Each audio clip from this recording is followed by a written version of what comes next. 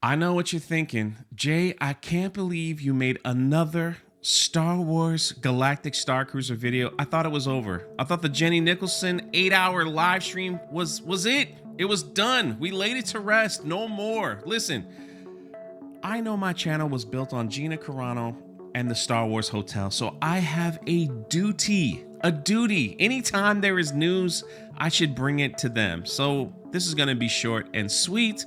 I don't know if they're going to watch it or not, but I feel obligated because it's news. Look at this headline.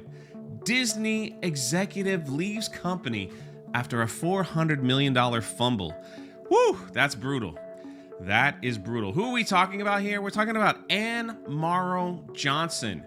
She was the driving force behind Disney's Galactic Star Cruiser. Wait, who is that, Jay? You remember her?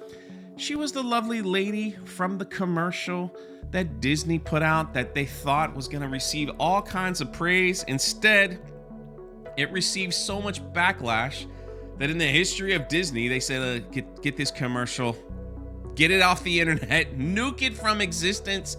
Don't show it. The backlash was so great from that commercial. People just were like, I'm not going to that hotel anymore.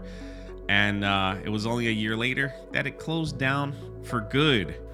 But Anne Morrow Johnson, former global head of creative development at Walt Disney Imagineering, has joined the prominent architect and design firm Gensler.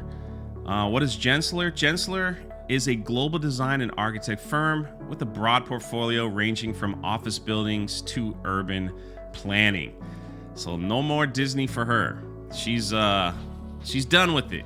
Now I wonder if we're gonna see any more people that worked on the Star Cruiser just quietly say, "Yeah, I'm done. I'm done. That was a disaster, and we did our best, but we're finished."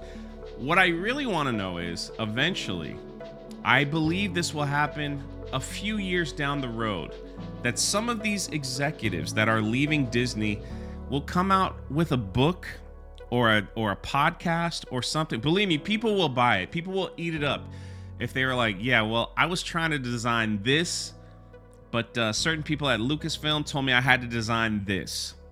This is exactly what happened with Galaxy's Edge. If you remember, there's a podcast of the guy who was originally designing Galaxy's Edge. He was making the 3 trilogies. So it would have original, it would have sequel, it would have prequel. And he said on the podcast, and many times he was vocal, that it was Kathleen Kennedy herself who says, we're not making Star Wars stuff for 40-year-olds. We're making Star Wars stuff for the future.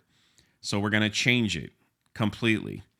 So it wouldn't be shocking if Anne Morrow Johnson had some, because if you look at her resume, it's actually quite good. She's actually designed some really cool things. She's got her own website, things like that. It wouldn't be surprising if they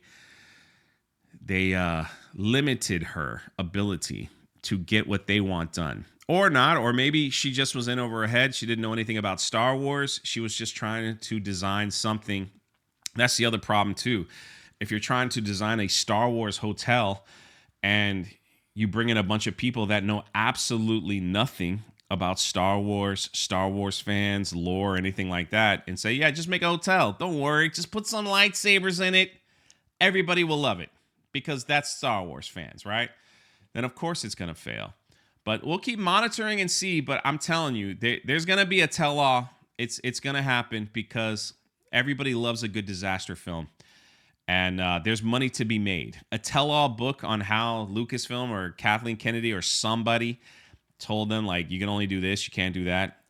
It'll be massive. Anyway, let me know your thoughts in the comment section below. This is Jay. And for those that watched, I salute you for sticking around this long. Get ready for another Acolyte disaster tonight.